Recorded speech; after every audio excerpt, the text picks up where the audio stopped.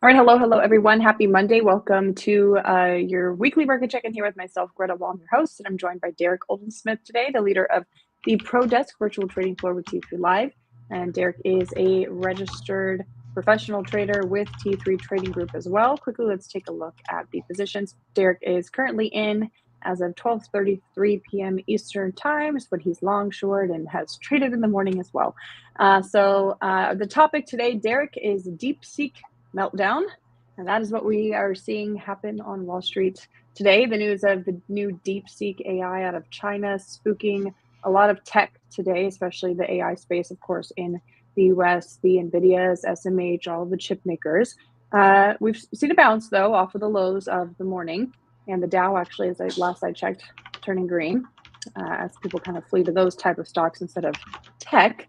How have you navigated this Monday morning meltdown in the tech space? So it has been a really hectic Monday morning, but overall for me, it's working out pretty well. I came into today from the weekend, pretty long China, pretty big position in Alibaba, and I had just on Thursday, Friday of last week gotten really heavy short Palantir again, and Palantir had extended back to that $80 resistance area. On Friday, I put in a pretty wild shooting star. I can do the screen share here if you want me to set that up real quick. Yeah, definitely. Sure. Charts are always a great addition to the analysis. All right. There we go. So we're just talking about Palantir. So I came in today a little bit lucky positioning wise. I've been long China, which I've been talking about. So I got a pretty big gap up from Alibaba. The YNN gapped up pretty big. JD, which I'm also in, did not gap up as big, I think, because it's potentially buying out Dada, which I'm not super familiar with that company. But a lot of the times the market will take down the stocks that are the one who's buying out the other one because they're laying out too much cash or whatever. So JD is only flattish, but the other ones are obviously performing pretty well. This Alibaba looks fantastic. And I had reshorted a lot of Palantir really Thursday and Friday of last week. I had liquidated a large percentage of my position when it extended to the downside at 64. Then it was extending to the upside into this bigger $80 resistance zone. So I started getting heavier again, particularly on Friday, and it closed well for me with this shooting star candle. So Palantir gap down huge, which, considering my size, was just a really, really big boost to my P&L. So luckily, and it's certainly a little bit of luck, because I think that the news that came out this morning that wrecked the entire market is not something that really anybody had seen coming. Some people are describing it as like a mini black swan event for these Mag 7, Mag 8 companies, or for companies that are in the AI space in particular. So I got a little bit lucky with how I was positioned over the weekend that put me on the right foot in terms of P&L to then approach today. So today's a wild one. We should jump into talking about it. So a lot of sell-side analysts came out. This was the first thing I was noticing this morning, came out and defended NVIDIA this morning. There's a lot of chatter about this Jevons, if I'm pronouncing that correctly, Jevons paradox, which basically means that so what's hitting the market down is this DeepSeek is potentially doing AI much cheaper than the way ChatGPT or any of the other companies are actually doing it. So that, on the surface of things, is really bad for the CapEx expenditure that has been coming from Meta and Microsoft and Amazon. And specifically on the NVIDIA side, they're doing it without NVIDIA's best chips because the US doesn't allow China to have NVIDIA's best chips, right? Right. So they smoked NVIDIA down and all these other companies down on that, because now all of a sudden, who knows, maybe there's technology out there that doesn't require as much CapEx spend.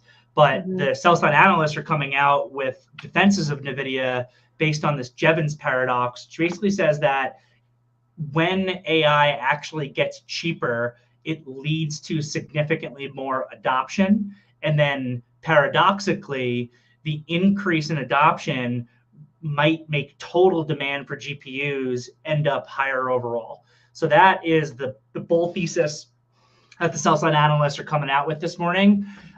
I'm not buying it, to be totally honest. That was the message I tried to get across to my team in the morning meeting today. The reason I'm not buying it is because even if these sell side analysts are correct and this Jevons paradox comes into play, and in the long run, more GPUs are used, that's just a maybe right now. So what this event did over the weekend and this morning is it created a whole additional layer of uncertainty into the AI space. Maybe it ends up being better in the long run. Maybe it doesn't. But that maybe yes, maybe no did not exist last week. And what does the market hate more than anything? The market hates uncertainty. So now we have this whole additional layer of uncertainty where even if those sell side analysts are right, even if this Jevons paradox comes into play, at least in the short run, I think that it creates a liquidation event. And that is pretty much exactly what's happening. Now you got to combine, I think, that thesis, that thought process with the technicals, with an understanding of market dynamics and positioning. So just looking at this NVIDIA chart, which I have up right now, there is a massive support zone in NVIDIA between $130 and like $127 that extends back through October of last year. And every single person that bought NVIDIA since October of last year is now out of the money based on this gap down. So what do people do when they're out of the money? Well, people have to manage risk, right? So some people do the old hoping and praying technique and hope that the stock comes back to the price in which they bought it. But if you're a little bit more of a prudent risk manager than that, you're probably liquidating. Your stop loss is triggering. You're liquidating for a loss. You're saying, oh my gosh, there's all this additional uncertainty, and NVIDIA is a pretty expensive stock, and I had been up on it a lot on the year, assuming you bought it before October of 2024. So let me just liquidate this position. So there's been no real balance in NVIDIA kind of until now. I actually bought just for a day trade, a little bit of a cute long in NVIDIA right before we started our meeting, right when this potential lower high came in at 1225. I just sold some into the way up. I rebought some back on the way down to see if it can breach this downtrend and give us a little bit of a bounce into the close. It's now really extended to the downside, as are the Qs really extended to the downside. But this is just a quick bounce type, probably day trade that I'm looking at here, and not like a significant long position that I'm stepping in on. So you combine that when we're looking at NVIDIA and we're looking at the market with the fact that really just over the course of last week, for the first time since our sell-off began in mid-December, we saw a lot of risk coming back into the market. We saw the systematic funds beginning to re-leverage to alongside the vol control funds, the CTAs, the long short funds, all these last week or so, really ever since that CPI number, we've seen them really pick back up on their buying. And then everyone got greeted with this huge gap down this morning that then forces them to reassess that risk again. One final thing I would note, as I'm starting to potentially ramble on here a little bit, we have to remember what this market has become. The market has morphed into something over the course of these last couple of years here where the Magnificent 8 stocks, I think, are like 35% of the S&P and 49% of the NASDAQ. This is a risk event today that is tailored specifically towards these Mag 8 stocks. Mainly, you could maybe make an argument that Apple is actually a winner on this, and I made an argument in the morning meeting today for my team that Apple is a winner on this, and Apple's trading great. But for the most part, this is a new risk specifically to Mag 8. But Mag 8, we have to remember, is 35% of the S&P and 49% of the NASDAQ. Pretty much every money manager that's out there has exposure to these companies. So if there is a new risk that exists and it forces selling coming out of the Mag 8, it's just such a large percentage of the S&P and the NASDAQ that it could have a major impact on things overall. So with that said, I'll stop my rambling and turn it back over to you, Greta. This happens right before we're going to get earnings from Meta, Microsoft, Tesla, all in the AI space. You mentioned that, the focus on what this could do and to CapEx spending, or, the impact of CapEx spending on those companies, because we're seeing the much cheaper AI success out of China, or so they say. Do you expect this event to have more of an impact on the Meta, Microsoft, Tesla earnings that we're supposed to get on Wednesday? Maybe the market response to those earnings might be different with this in the backdrop?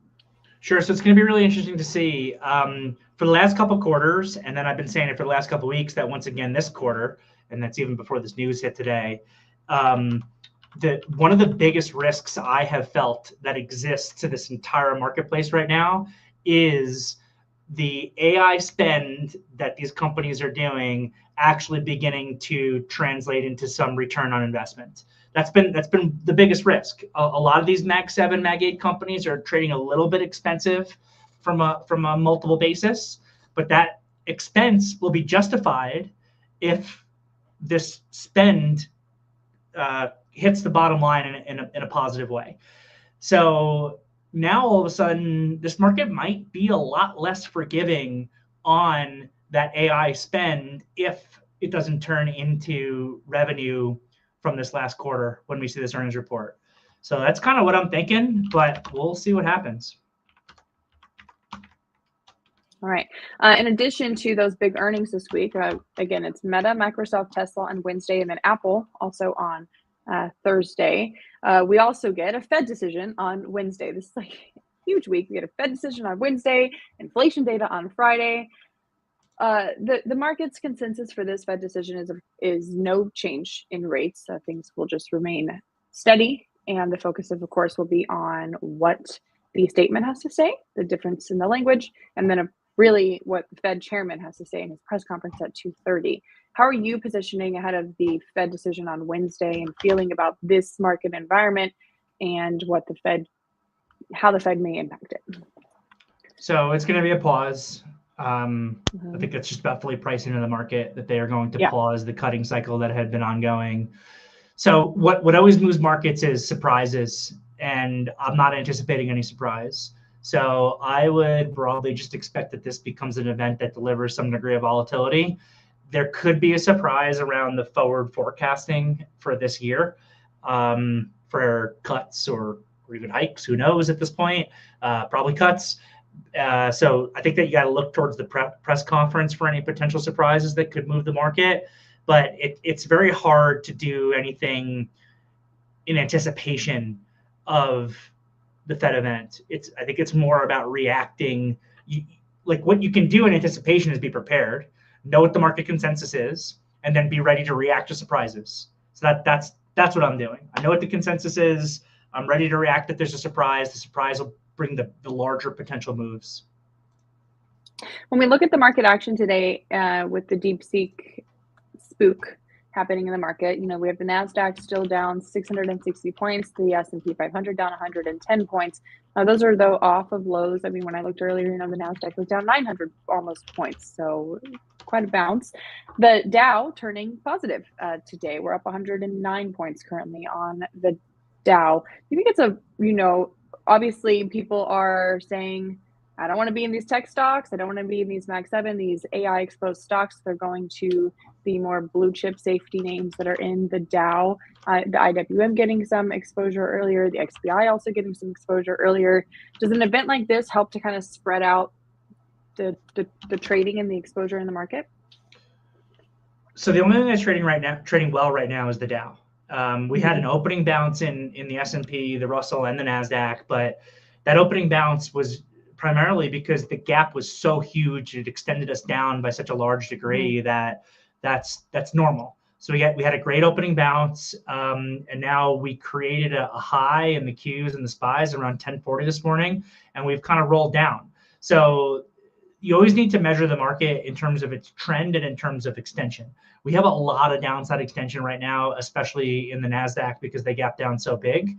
So we want to see how we close today and how well the market reacts. But for the moment, I'm not looking at good price action anywhere outside of the Dow. Now, the thought process that you just described was my thought process this morning as well. I said maybe we can look for some IWM longs, because there's already some relative strength there. And as a matter of fact, the IWM is getting some interest rate relief this morning. Interest rates are in the morning this morning, now it's the afternoon. Interest rates are down today, which tends to give the IWM a boost. So I was saying we could look at maybe XLE for a long, and it presented a decent long after the first 10-minute low and XLE came in. We could look at the IWM for a long, but we have to also remember that in sell-offs, in market sell-offs, correlations increase. That is a rule of trading that I have seen for my entire career. Of course, there will be areas of relative strength and areas of relative weakness in a sell-off. But the more scared the market becomes, eventually that selling just leads to all areas. It's like there becomes nowhere that is safe to hide. Because if you're getting smoked in your NVIDIA position and you're getting a margin call from your broker, well, maybe you need to liquidate your consumer staple position or your energy position as well to be able to meet that margin call. So it's just a structural phenomenon that at a certain point on the way down, correlations begin to increase. We're not there yet. This has not turned into like a full panic situation.